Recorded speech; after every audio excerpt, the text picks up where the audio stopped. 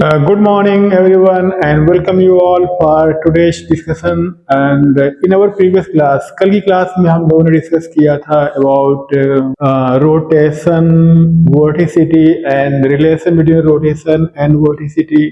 What are condition of rotation and vorticity and circulation also? Because vorticity, rotation, and circulation, all these terms are complementary and related to one another. So we have discussed all three concepts. Still, we have not solved any question. But one important topic is still remaining from kinematics of fluid is condition of continuity. Continuity equation in three dimensions. That is a general equation we will going to derive. Continuity equation. What are condition of continuity equation? Unsteady, steady, and continuous flow. So for one dimensional, two dimensional, and three dimensional, so we derive equation for three dimensional, and that equation we can reduce for two dimension and three dimension, steady and unsteady, compressible and incompressible. All kinds of conditions you can apply. So let us start continuity equation. So continuity equation, 3D, three-dimensional continuity equation. Continuity equation derivation, three-dimensional continuity equation. So we take a small fluid element, three-dimensional small fluid element, three-dimensional small fluid element. So this is a fluid element, z direction, x direction, and y direction. It is denote A, B, C, D, E, F, G, H. So this is a dx, this is dx, and dy and dz. And velocity along f direction, this is a u velocity, and along y direction velocity is v. Along z direction, that is a z direction, velocity is omega. These are scalar magnitude of velocity along f direction, y direction, and z direction. So let us rho is density. Rho is density of fluid, density of fluid, density of fluid. Rho is density of fluid. So this is a elemental small element, that is a, because we have taken df, dy, dz. So this is a very elemental, very small element. Now just for demonstration you can see very big element, but this element is infinitesimally small. Element is infinitesimally small. So velocity at this x, a, b, c, d, u. When we move x distance away, the velocity will become u plus del rho u over del x dx. This is velocity when we move dx distance. Df distance, when at this space velocity u, when we move dx in forward direction, velocity will become u plus del rho u, because rho is also varying with the distance. That's why we covered rho u. But d rho u, if rho is constant, we can take it out. But here we are considering we are considering incompressible, but maybe compressible or incompressible. This condition we apply in later stage. Here we are considering it is a compressible. That's why we are taking del rho u over del x dx. Now we have to consider, let us make it a small element, reduce the size. And now we see the velocity of influx and efflux. Efflux, fluid influx, in phase A, B, C, D. Because fluid is coming from this side, phase A, B, C, D. So that will be equal to rho u velocity, and rho u velocity, and phase area is this area. This area is a phase. This is area of phase. This is area of phase we are considering. So rho u dy dz, rho u dy dz, rho u dy dz means fluid influx, dy dz, and fluid efflux means what is fluid, how much fluid is going away. So fluid efflux of fluid, efflux from phase EFGH, because here velocity is changing, it will become rho u plus rho u plus del rho u over del x dx into dy dz.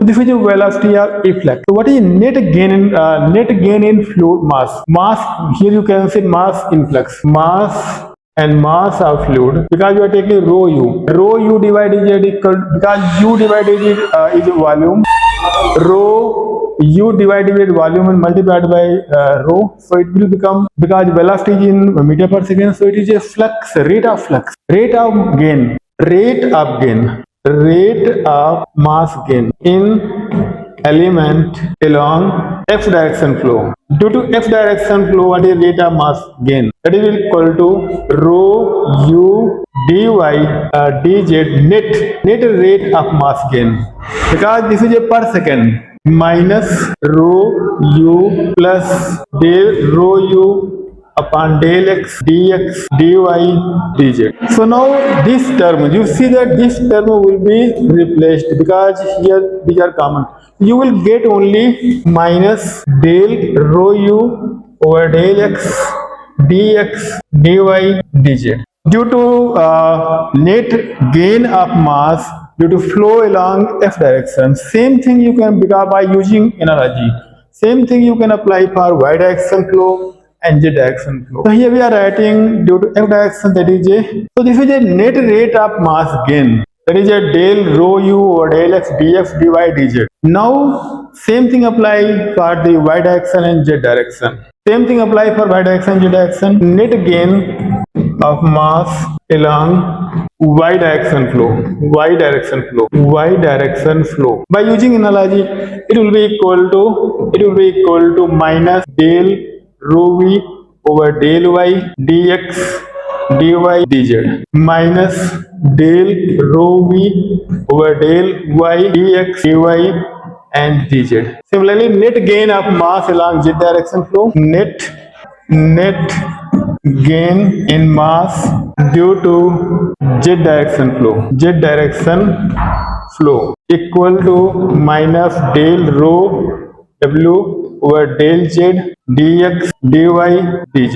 So summing, because the flow is taking from this direction and this direction, z direction. So total accumulation, total gain in mass will be summation of gain in mass along f direction, y direction and z direction. So total gain in mass, total gain of mass in fluid element equal to summation of f direction gain, y direction flow gain and z direction flow gain. So we sum all three equal to, that will be equal to minus will be common, minus del rho u over del x plus del rho v over del y plus del rho w upon del z dx dy and dz. So this is a net gain in mass, replacing this one. So net gain in mass equal to minus del rho u over del x plus del rho v over del y plus del rho w over del z dx dy and dz. This is question number 1. It is a net gain of mass flow in the element, and this net gain in mass will cause rate of mass change of the element, rate of mass change. So that is a rate of mass change. What is rate of mass change? Del m over del t. This net rate of mass gain will be equal to rate of mass generation inside the element, that will be equal to minus del rho u over del x plus del rho v over del y plus del rho w over del z and dx dy and dz. This is question number 2. Further simplify, because we know that m equal to rho dx dy and dz. This is m, because we know that volume multiplied by density equal to mass. So we can write here that is a del rho dx dy dz over del t equal to minus del rho u over del x plus del rho v over del y plus del rho w over del z dx dy dz. Here we see that df dy dz, this is a constant, this is a volume and is a constant. We can take out. We can take out, so dx dy dz del rho over del t equal to minus del rho u over del x plus del rho v over del y plus del rho w over del z dx dy and dz. Cut this, remove this. So you will get equation. That is equal to del rho over del t equal to minus del rho u over del x plus del rho v over del y plus del rho w over del z. So taking it is a left side, balancing left side. So del rho over del t plus del rho u over del x plus del rho v over del y plus del rho omega over del z equal to 0. So this is general equation of any kind of flow, whether it is a compressible or incompressible, because unsteady. This is also unsteady because rho is varying with the time. So unsteady and it is rho, so it may be compressible. It is a compressible also. If rho is there, it is a compressible. But when we condition apply, we apply different conditions. Now apply different conditions. Condition 1.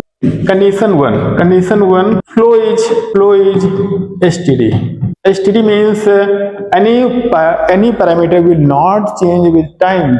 So this term will become 0 because flow is steady. So this term will become 0, and equation will reduce, further simplify. Del rho u over del x plus del rho v over del y plus del rho omega over del z equal to 0, because rho is a variable and u v w also variable. So we can further differentiate it. So we can get equation like u del rho over del x plus rho del u over del x plus v del rho over del y plus rho del v over del y plus omega del rho over del z plus rho del omega over del z equal to 0. Now arranging further, we can take common rho. We get common rho del u over del x plus del v over del y plus del omega over del z and plus u del rho over del x plus v del rho over del y plus omega del rho over del z equal to 0. This is equation number 3. Further arrange.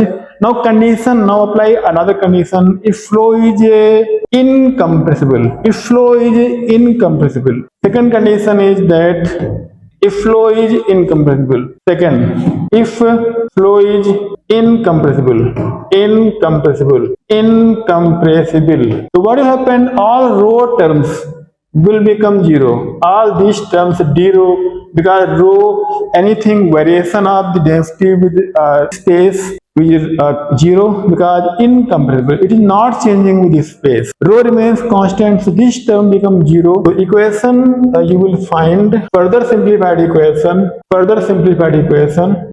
that will be equal to, writing here, rho del u over del x plus del v over del y plus del omega over del z equal to 0. So this equation further simplified, because this term cannot be 0. Only this term can be equal to 0. So del u over del x plus del v over del y plus del omega over del z equal to 0.